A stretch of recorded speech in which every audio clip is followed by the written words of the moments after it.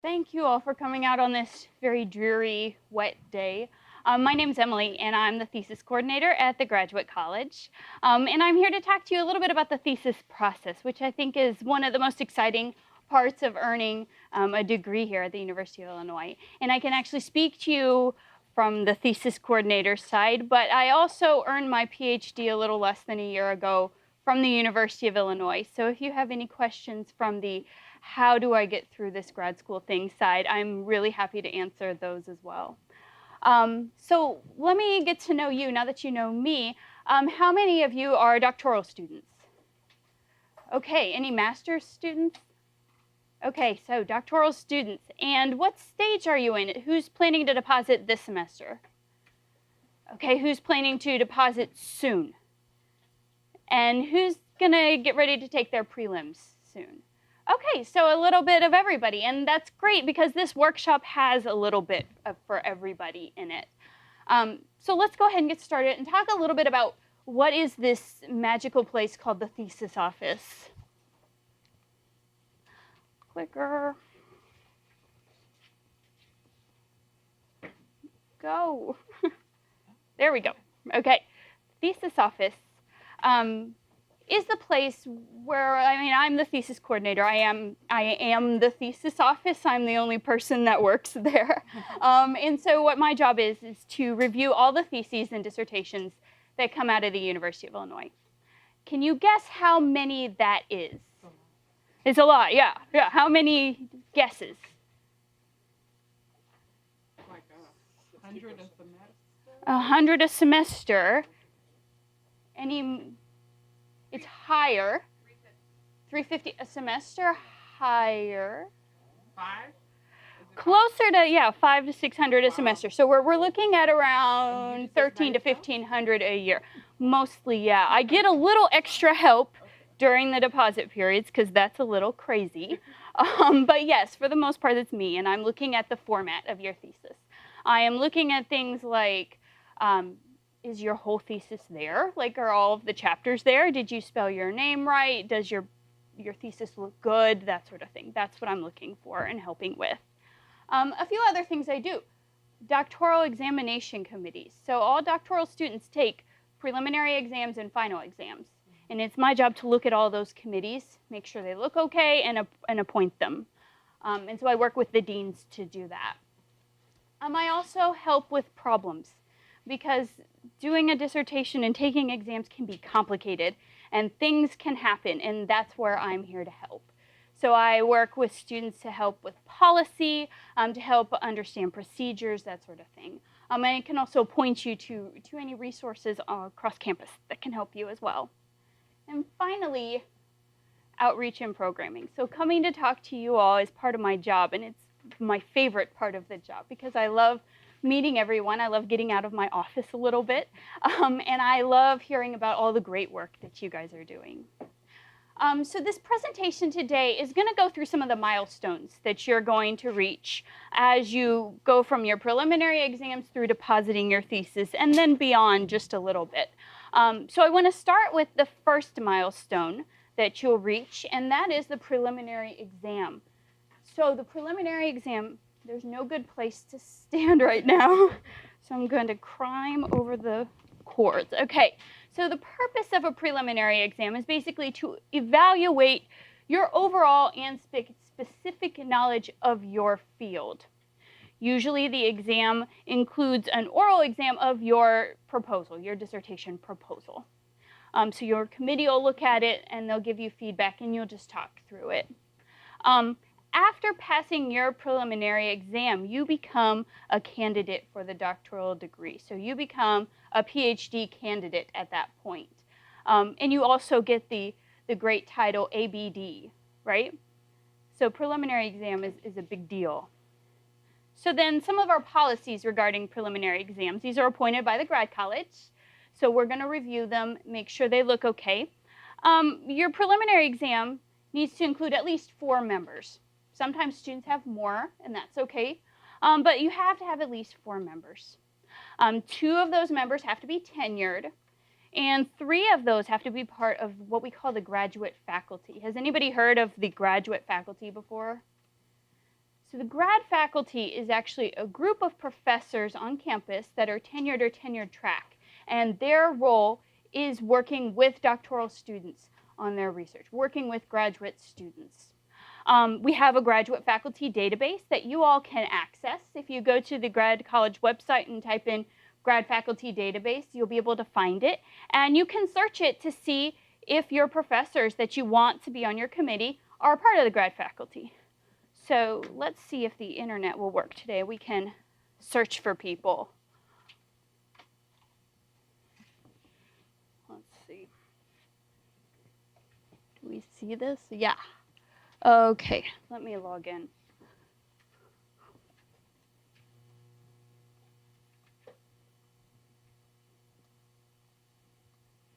Did I get in? Okay, so you can search by your department, but you could also search by member. So who's somebody that we know? Yoon Pak, do we know Yoon Pak? Let's look for her.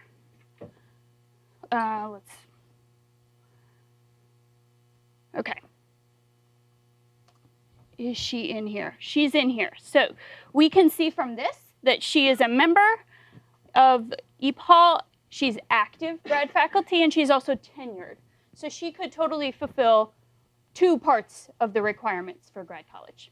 So that's how you can use this directory. It's also helpful. I think it probably helps Stephanie out a little bit. You can check everybody ahead of time and then go in and say, this is who I want.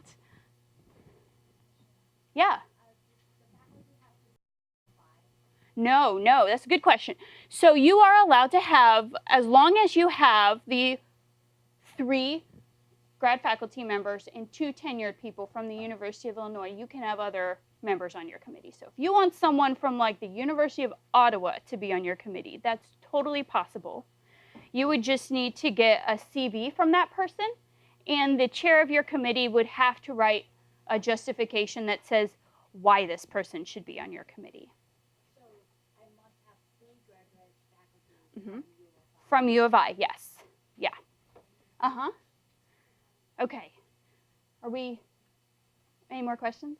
Yeah. How about retired? Retired is fine too, yeah. And some retired people are in the grad faculty database, so that would be totally fine.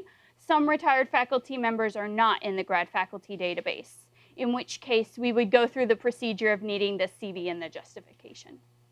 Yeah. Okay. So one thing I recommend you do is check the graduate college requirements just to make sure you have everything, and then check departmental requirements. Stephanie told me she'd be back at the end of the hour to answer any departmental questions that you might have.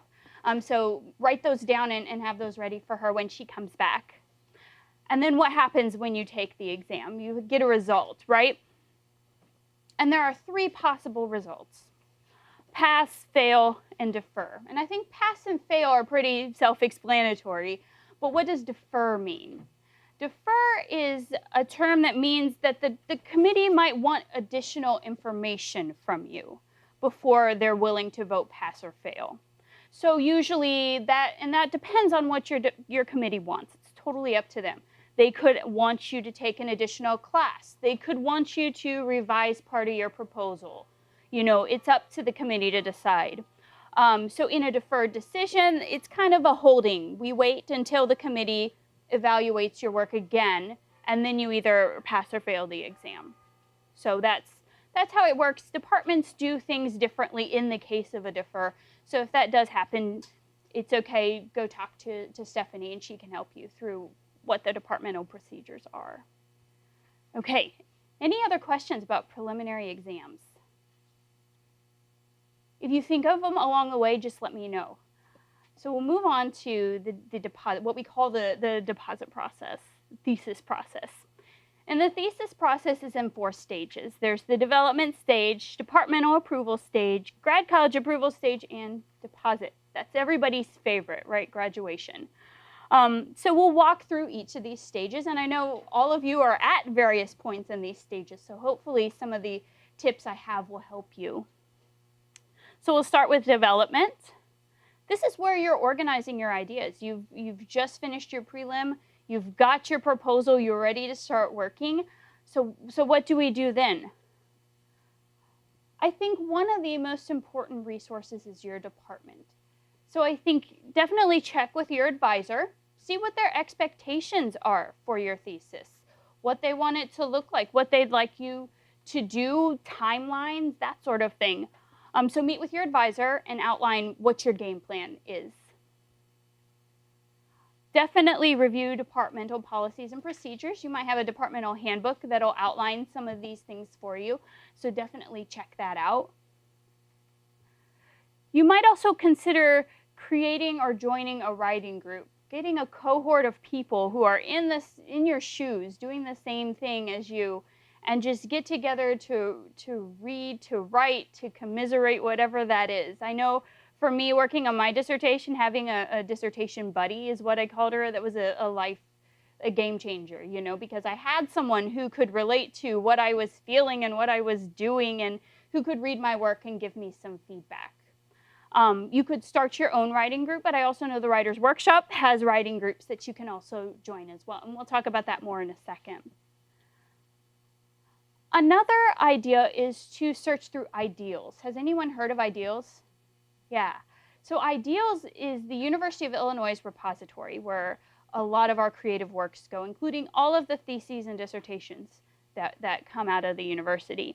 So one thing I did, because when I started working on my dissertation, I was like, what is a dissertation? Like, what is this thing? How long does it have to be? You know, those were some of the questions I was asking. So I went on Ideals and downloaded a bunch of dissertations in my field and just looked at them. I didn't really read them very much, but I just wanted to get an overall idea of what this looks like. So looking at Ideals would definitely be a great idea. I think that link just takes me to Ideals, and we'll leave that. The next slide is actually on the handout that I gave you. These are some resources that might be helpful to you as you're working on your thesis here at the university. So we have research and writing resources such as, you know, the Savvy Researcher. Has anyone heard of the Savvy Researcher? They offer really tons of workshops a semester that deal with everything you could imagine on writing, on citing sources, on copyright, all kinds of things. We have a copyright librarian. If you have questions about copyright, she's a great resource to reach out to. Some of you might be using human subjects in your research or surveying people, and you might need to be in touch with the IRB office to get an IRB approval. So that would be the Office for the Protection of Research Subjects. Another important thing to do is to take care of yourself while you're writing your thesis, because I think it's easy to think that you should be sitting in your office writing all day and all night and only eating peanut butter and jelly and that sort of thing. But that's not okay. Don't do that. So we have tons of resources here that can help you, such as campus recreation. They do cooking classes, which look like a lot of fun. I'd love to learn to make sushi and all of that, and they will teach you there. So it's a great study break. Go make sushi. They have bowling, which is fun as well. So just get out and enjoy campus, enjoy life while you're writing your thesis. It's really okay, I promise. Okay. I want to spotlight a few resources that we have. One is GradMap. Has anyone been to a GradMap workshop? You should totally go to a GradMap workshop. They're so much fun. My unit at the grad college does these workshops, and it's about helping you set goals. It can be any kind of goal you want. If your goal is to get through this semester with your thesis, we can help you plan for that. If it's to get a fellowship, we can help you plan for that. If it's to find a job, we can also help you plan for that. This workshop is really interactive. We get to play with cards, and that's a lot of fun. But we help you identify goals, set expectations, find resources to help you achieve those goals. And so our next workshop is actually on April 5th from 3:30 to 5. So I do encourage you to go to that if you want to work on setting goals. Writers' Workshop is also a great resource here on campus. They have individual consultations. They can meet with you to talk about ideas or talk about paragraphs or talk about full chapters of your work. They also have writing groups that you can join and you meet with regularly to work on your writing, talk to people, and develop a camaraderie in that way. And they have 2 workshops that are coming up that I think are particularly good for those who are working on their thesis. So receiving feedback and responding to feedback, and then also staying on track with thesis and dissertation writing. And I think if you have any questions about Writer's Workshop, Portia would be happy to answer those for you. Okay. Research Data Service is also a great resource. They can help you manage data. Data, I think, when I hear the word data, I think numbers, and data can actually be way more than numbers. It can be pictures, it can be survey results, it can be just the documents and the notes that you're taking. So learning to manage those resources. They also have this thing called Data Nudge, which I wish I had when I was working on my thesis, because I did not back up my files and lost a chapter forever and had to redo it, and that was not fun. So don't be me. Back up your files. Sign up for Data Nudge. They'll send you a monthly reminder to back up your files. So you can get to it right here on that website. So that's a great resource to know about. Research Live is something else you might consider participating in as you're working on your thesis. In this Research Live, you have 3 minutes to present what you do in your research. You have 1 slide to do this as well, to an audience that is a general audience. So they don't know the jargon of your field. They don't know a lot of what you're doing. And so it's a really great challenge to try to do this. This is for this past year, but it'll be during the fall semester. There's also a cash prize if you place 1st, 2nd, or 3rd, and then also there's a People's Choice Award. So definitely keep Research Live on your radar. Another thing sponsored by the Graduate College, a competition sponsored by the Graduate College, is the image of research. So you summarize your work in a single photograph. So I chose this one because there's a cat. And every presentation, I believe, is much better if there is a cat in it somewhere. So there we go. But this is a competition that happens during the spring semester. So I encourage you to think about participating in this as well. Okay, so now that we've planned for our thesis and we've written it, now we need to go through the departmental approval stage. Now, the departmental approval stage actually happens in 2 parts. The first part is approval from your advisor if you're a master's student, or your committee if you're a doctoral student, and that's done at your final defense. The second part is approval from your department thesis reviewer, and that's through the format check. So let's first talk about your final exam committee. So the purpose is an oral defense of the dissertation. So there at your committee, you meet on campus and you talk about your work with your committee members. And they give you feedback, and it's a fun but scary time as well. Now the committee, much like the preliminary exam committee, is appointed by the Graduate College. It includes 4 voting members, 2 tenured, and 3 grad faculty. So basically the same. And in most cases, I think students their preliminary exam committee is the same as their final exam committee. It doesn't have to be that way. You can change it if you want to, but that's how most students, I think, do. At the end of the exam, well, check your departmental requirements to see if there's anything else your department needs you to do. And then the exam result is either pass or fail. Now with pass, you can pass with revisions, which means that the committee has a little bit of work that they want you to do. They might want you to consult another source or rework some chapters. Or you pass without revisions, meaning you're good to go. I'm sorry? I said that's what we all. Yes, yeah, right. Okay, any questions about the final exam? With the final exam, like you asked earlier, you can have people from outside the university be on your committee as well. Okay. We don't have any master's students, so we'll move on to the department review. So after your committee has approved your thesis, what your committee is actually looking for in your thesis is usually your arguments, the content, the way the work flows together. So that's what your committee is really looking for there. The next stage would be the departmental thesis review. So your format checker is going to look at, and is it Stephanie that's the format checker, or do you know? Well, first layer is the advisor, Okay. and then it's Stephanie. Then it's Stephanie. Okay, so you'll meet with Stephanie, or you'll send your work to Stephanie. You'll have to ask her how she goes about that. And she's going to look through your work, check the format, and make sure that it adheres to any departmental requirements there might be. Some departments have requirements that you should use this certain style guide when you're writing your thesis, or there's different formatting things that they prefer. Some departments don't have any departmental requirements, so you'll have to check with Stephanie to see what she's looking for in your thesis.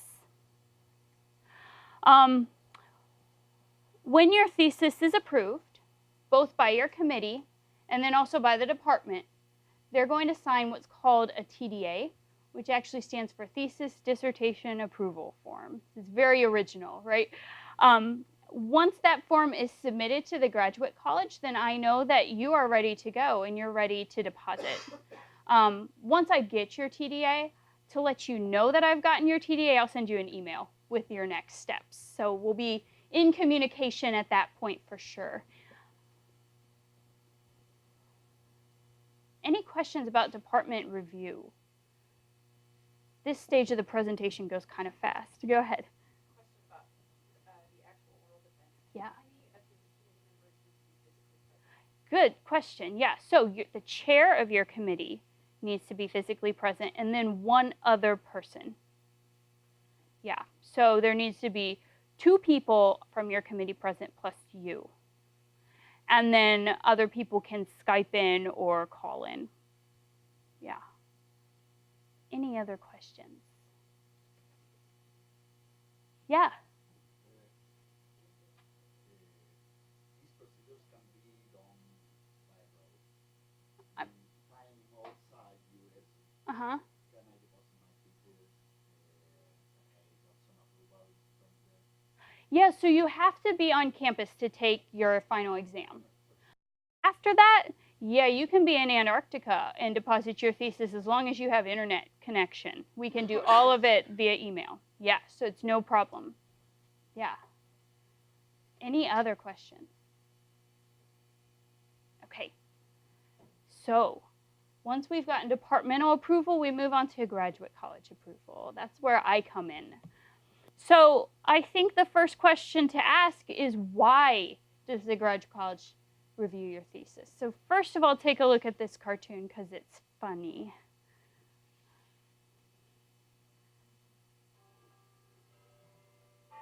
So I don't know if you can tell, but he deposited his thesis and later found out that his name was spelled wrong on the title page.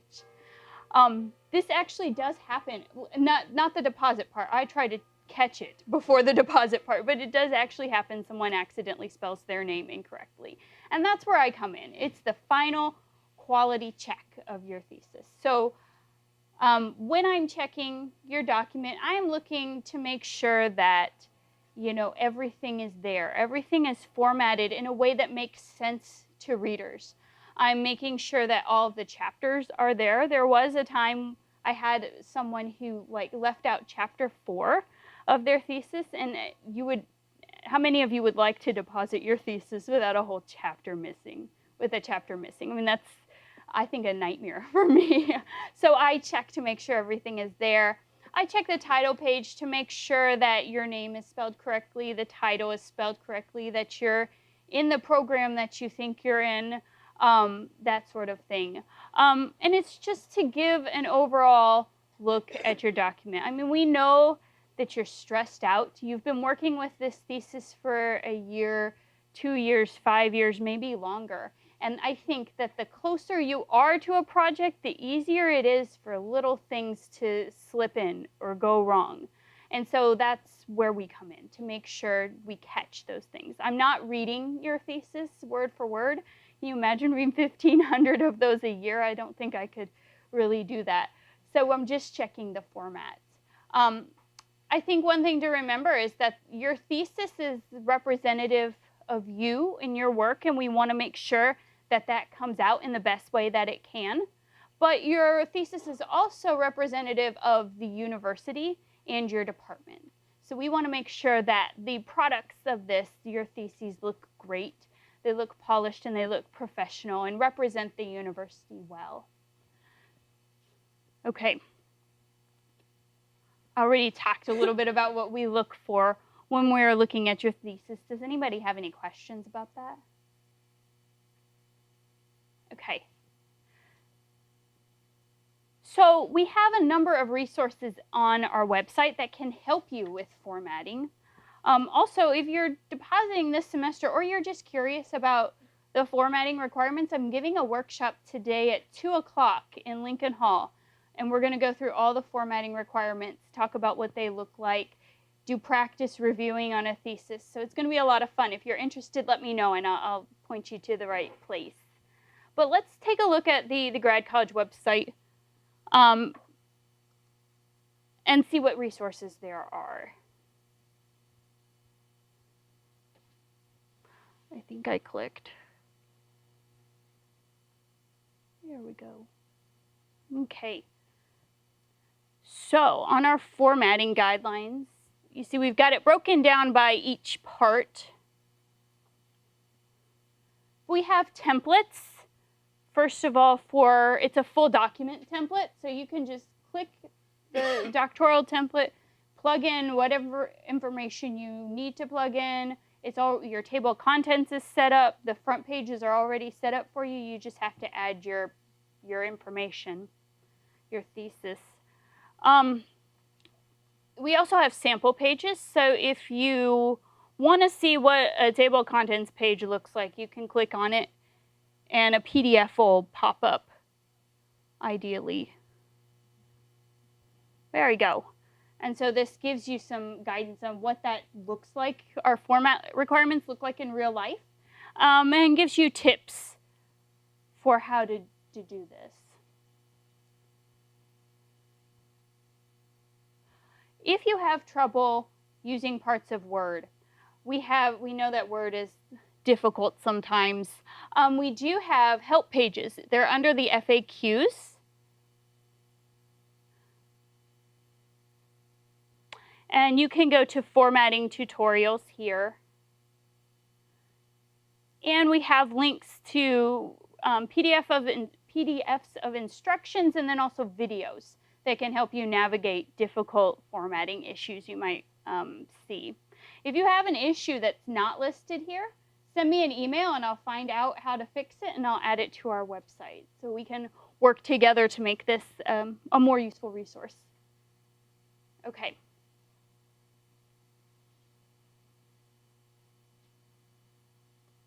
But I have a few, yeah, somebody have a question? Oh, okay, that's okay. Okay, so I do have 5 pieces of advice as you go through formatting your thesis and as you think about formatting your thesis as well. So the first is use the templates on the grad college website. We have a full document template like I showed you. If you don't want to use that, you want to use the document you've already started. We have title page templates as well. The title page is one of the trickiest things, I think, to format because the spacing is weird. There's this text block in the middle that we want blocked a certain way.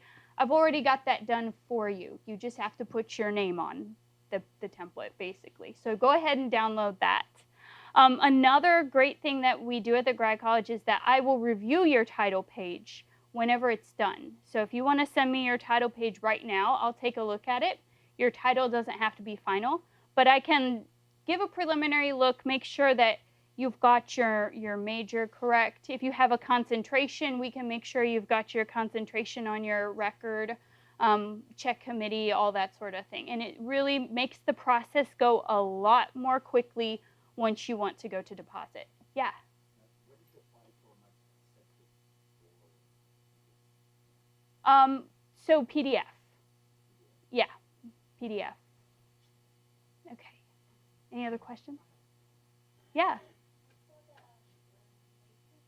Yeah. You can absolutely use LaTeX. It'll have to be converted to a PDF later, but yeah, you can definitely use LaTeX. I don't, do you mean a template? Yeah, I don't have a template for LaTeX yet, but electrical and computer engineering has a template that you can take, like you can probably download. I think physics also has a template as well, so you might check around there. I'm working on it. I'm working on the LaTeX template, just not yet. LaTeX is a software that is used to help with, like, if they're doing numbers and equations and all of that. It makes that work a little bit more easily than Word does. Yeah. LaTeX. Yeah. All right. Number 2, use an auto-generated table of contents if you can, and keep this section simple. We recommend just chapter headings. We've had students who want to do more than that, and if you want to do more than that, that's fine. But the more that you do, the more possibility that errors could creep in that'll have to be fixed, and then sometimes that just creates more errors and more errors. So we recommend you do this. If you want to do more, that's fine. It's really okay. Okay. Create a style guide to keep track of how you format your thesis. So my thesis was too long. It was like over 400 pages. And so I had all of these different documents that I was working on different points, in different parts of my life, really. And so they ended up being formatted all differently. So what I wish I would have done was made a guide, just a Word document that says, my font is going to be 12-point Times New Roman. My headings are going to look like this. I am going to put the caption below pictures, you know, just so that I can go back to that guide and make sure I'm doing that for all of my chapters. So that's one piece of advice that I wish I would have done, but I hope you might consider doing when you're working on your thesis. Ask a friend to proofread your abstract. The abstract is one of the most visible parts of your thesis. So it's going to be on the library's website. If you choose to deposit your thesis with ProQuest, it's going to be on ProQuest's website. And so I recommend having a friend look over your abstract to make sure it makes sense, to make sure you spelled words correctly, that everything looks okay. Another thing I recommend is just make sure to look at words in all caps very carefully. Word is not designed to recognize if words in all caps are misspelled. So that's where people sometimes misspell their names. It's supposed to be in all caps on the title page, and so it can get tricky if you accidentally forget to put a letter in. So just make sure to read words in all caps very carefully. And then my 5th piece of advice is review the grad college formatting requirements early. I had a friend who didn't think about any grad college formatting requirements, and then it was the week of the deposit deadline, and she realized that we have these requirements, so she had to reformat parts of her thesis really at the last minute, and that's the scary thing to do, I think. So we know where it is, so take a look at it, and if you have any questions, you can always come reach me via email, via phone. You can stop by. I love having guests, so just ask questions. I'm happy to answer them. Okay. So when you go to deposit your thesis with the graduate college, one thing to consider is visibility. Like I mentioned before, your thesis is going to be on the Ideals, the university's internal repository. It's going to be on that website. And publishing your thesis on Ideals is actually a degree requirement. So we can talk, though, about how visible your document is. You do have options to consider there. When you go through Ideals, you can choose between 3 different release options or embargoes. The first is open access. That means anybody can download your thesis and look at it anywhere, anytime. The second option is U of I access. which means only people from the university community with a NetID and password, or someone who's working on a university computer, they can download your thesis. So it's not, open to the public. And that lasts for 2 years. Closed access, meaning no one can download your thesis, not even you or your advisor. So those are the 3 options that you can consider. Now, these restricted options, the U of I access and closed access, those are only for 2 years. So after that, they will become open access. Your thesis will become open access unless you send us a message and ask us to do otherwise. And then there's a procedure that we can go through that. So they can be renewed. Yeah. Are there fees associated with these? No. There is a deposit fee that everybody pays, but other than that, no. There's no additional fee to have your thesis closed access. Yeah.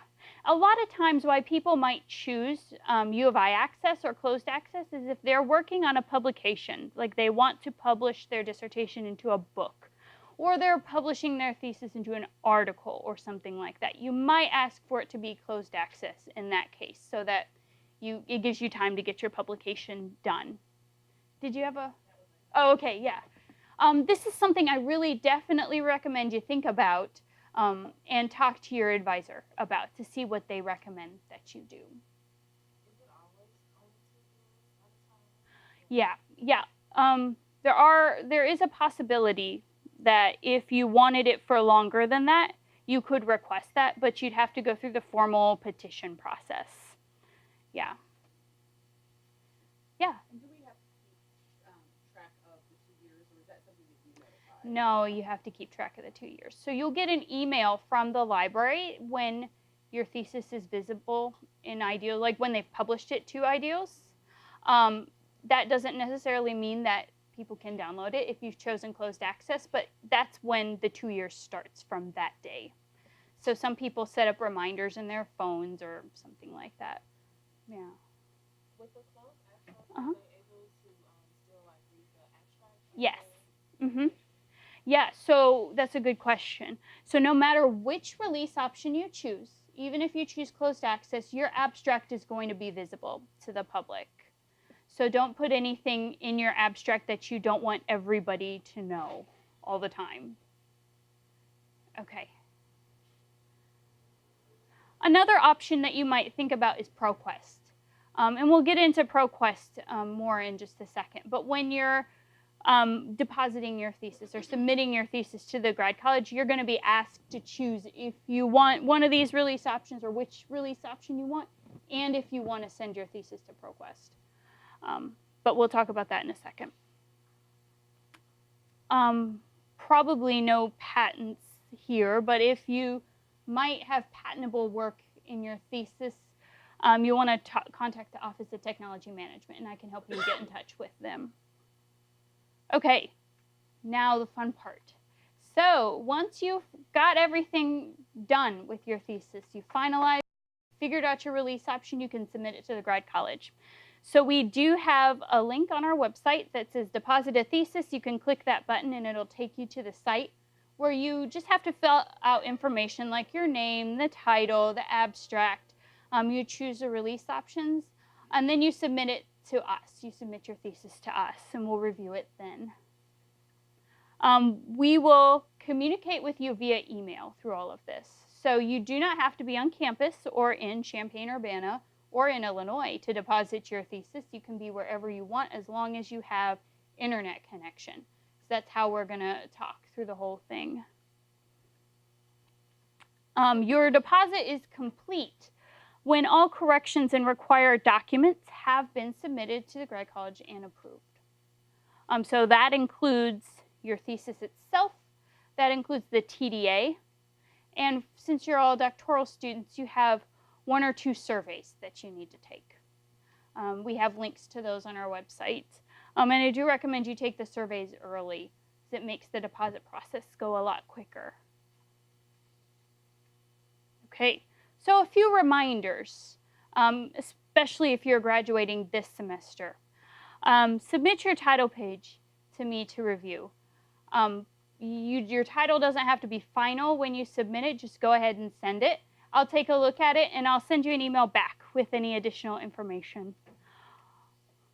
Complete your surveys. So if you're a PhD student, you need to take the AIDE or the AID survey and the SED survey. If you're an EDD student, you only have to take the AID survey. Each survey takes about 15 minutes, so I recommend going and turning on the television this evening and taking your survey and getting that done with, because that can hold up the deposit process if they're not done. The deadline to add your name to the degree list is April 1st. If you think there is a possibility that you might be graduating this semester, go ahead and add your name to the degree list because we can take it off later. That's no problem. But it's better to have it on there than to not. The deposit deadline. So for doctoral students, April 20th at 5 p.m. is the magic day. So by 5 p.m. on April 20th, we have to have your thesis, your TDA, and your surveys all in acceptable condition. Does that change every year? Yeah, every year it'll be a different day. Yeah, but for this year it's April 20th. Yeah. They don't have to be. The IRB office recommends that the letter that they send you is submitted with the document. You can do it as like an appendix page, but it's not a requirement. Yeah. What about summer? Summer session, I can't remember the date off the top of my head. I'm like really focused on this day right now. It absolutely is. It's the middle of July. Yeah. What's the timeline for doing the survey? So if you think you're going to deposit slightly after that date. Yeah. You can take the surveys really like at any time. Like if you want to take them today and deposit in the summer, that's fine. Go for it. Because I'll have record of it and I'll have it in your records that you took them. It's totally fine. Yeah. These surveys are on your website? Yeah, under required deposit items. Okay. Yeah, just go ahead and do those. It would be like a great day tomorrow if I came in and had like 20 title pages to review and 50 surveys to process, so go for it. Any other questions? Okay. Doctoral hooding. So this year, the doctoral students are not going to be hooded at the big commencement ceremony at the stadium. So they've moved it. It'll be at Cranert. All doctoral students will be at their own ceremony. Everything else will be the same. You just won't be sitting in direct sunlight for 4 hours at the stadium. You'll be in air conditioning. So if you're interested in registering for doctoral hooding and you think that you might be graduating this semester, go ahead and register. If you can't make it, it's okay. Just to clarify, that's for the major universities. Yep. Okay. You can still... Application will be the same. Okay. You can still go to the big the big ceremony at the stadium. They just won't be calling everybody up one at a time to hood them. That'll be done at this ceremony. Okay. Finally, everybody's favorite part, graduation. How am I doing on time? Okay. Yeah. Go back 2 slides. I can, yeah. Yeah, no problem. And participation in the hooding depends on those. Yeah, it depends on if you've deposited by that time. So if you deposit after April 20th, then you won't be eligible for this hooding ceremony. It would be December, the next hooding ceremony. Good? Yeah, it's a Friday. Start the weekend right, deposit your thesis. Okay, so graduation, everybody's favorite part. Ideals. We've talked a little bit about ideals. Has anybody looked at ideals? A little bit? Okay, good. So ideals is the university's repository. That's where all the theses go to live forever and ever. It also includes scholarship by faculty, staff, students, technical papers, and also historical documents, which is one of my favorite things. So let me show you an ideals entry, if the internet will go fast.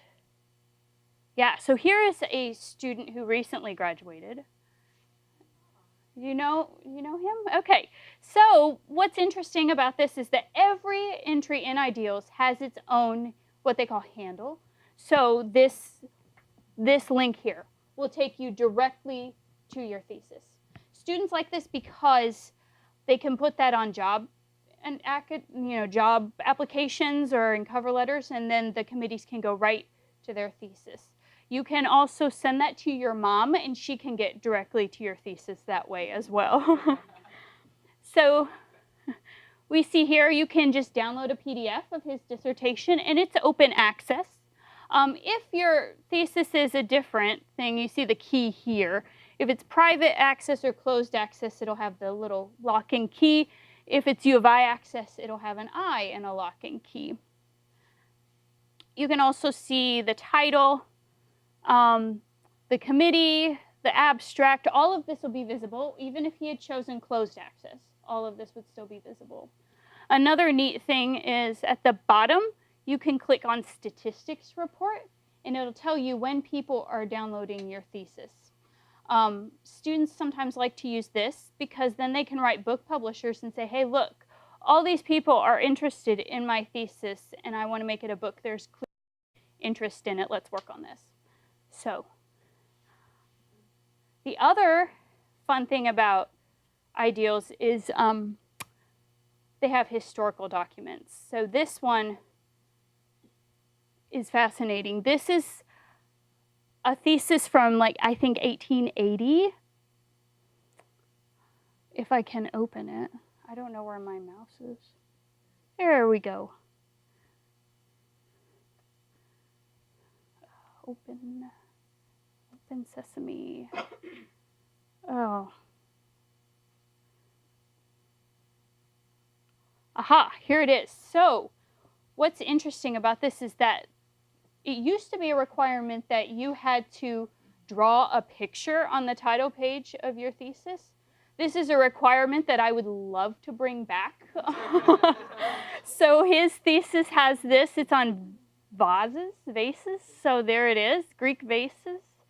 And it's all, as you can see, handwritten. Can you imagine handwriting your thesis? Well, yeah, I would not, that would be awful. I would not get my degree if I had to handwrite my thesis. But that's what it looks like. I actually did a little Googling about this guy later because I wanted to know what he did with these Greek vases. It turns out he became an architect, and he actually designed Follinger Auditorium. So it's really, really neat stuff. I found a few that are education themed that you can check out at some point. But yeah, it's a lot of fun to play on ideals. Okay. The next is ProQuest. ProQuest is another database that you can put your thesis in. It publishes scholarly content to be accessed by a worldwide audience of subscribers. So any university that subscribes to ProQuest, your thesis, those students can download your thesis.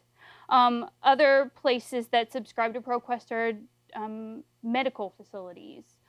Even the Supreme Court subscribes to ProQuest, so Ruth Bader Ginsburg could download your thesis if you put it in ProQuest.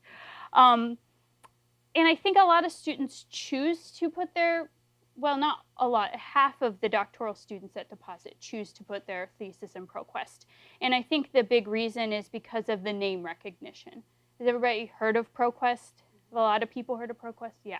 So that's a lot of why. Yeah. Is this the decision that has to be made when we're depositing? Yeah. Yeah. There's no way to add it later when we realize it's actually decent. You can add it later. Yeah.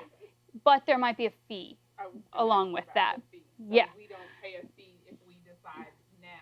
No, you don't pay a fee if you decide now. Later on, if you think, oh, I don't really want that in there, ProQuest may charge you a fee to take it down. But you'd have to work directly with ProQuest about that. And similarly, if you wanted to add it later on, ProQuest might charge a fee. So that's one thing to keep in mind. And again, this is optional. If you don't want to put your thesis in ProQuest, don't do it. It's no big deal. It's completely up to you. Okay, I have a few minutes and a few additional resources to help you out with. Okay, I have more workshops coming up. I have one on the formatting workshop is today from 2 to 3 in Lincoln Hall 1027. That's going to be a lot of fun. We're going to go through all of the thesis formatting requirements. There are more cat pictures in that presentation as well, so come for the cat pictures. I have office hours in February and in March. And if you're formatting your thesis and you're stuck on something, or you have questions, or you just want to gripe to someone about writing your thesis, come talk to me. I'm going to be at Espresso Royale in the undergrad library in February, and in March I'll be in the engineering library. So just stop by and chat with me. I have a copyright workshop coming up, and then also a depositing your thesis workshop. So that'll be fun. I don't know if you guys see grad links. I put tips in grad links every week. So you can definitely check out the different tips I have to help you, remind you of deadlines, let you know of resources we have. And I also write blogs for Grad Life blog. You can get to it right off the Graduate College website. My new blog that's up but not advertised is about setting goals for thesis writing. So definitely check that out. I also have one on an insider's guide to acing your format review, where I give you more advice on formatting your thesis. We have a professional development fair tomorrow that you might be interested in. We're also offering free headshots at the professional development fair, so come get your picture taken, and you can use that in LinkedIn instead of, you know, the selfie at the beach or something. If you're on the job market, if you're thinking about jobs, our professional development office has a ton, or our career development office has a ton of workshops that you might be interested in. They're all on the Grad College website. Feel free to stop by to any of those. And then finally, we have fellowships that you might be interested in. One of our fellowship officers actually found a lot of fellowships that students in education often apply for. It's got a really weird link, so I didn't put the link on here, but if you want it, let me know and I'll forward it to you. But she looked up a bunch of fellowships that you might consider applying for.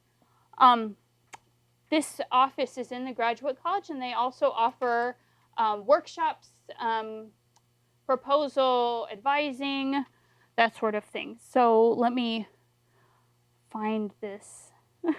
Try to get back to my slide.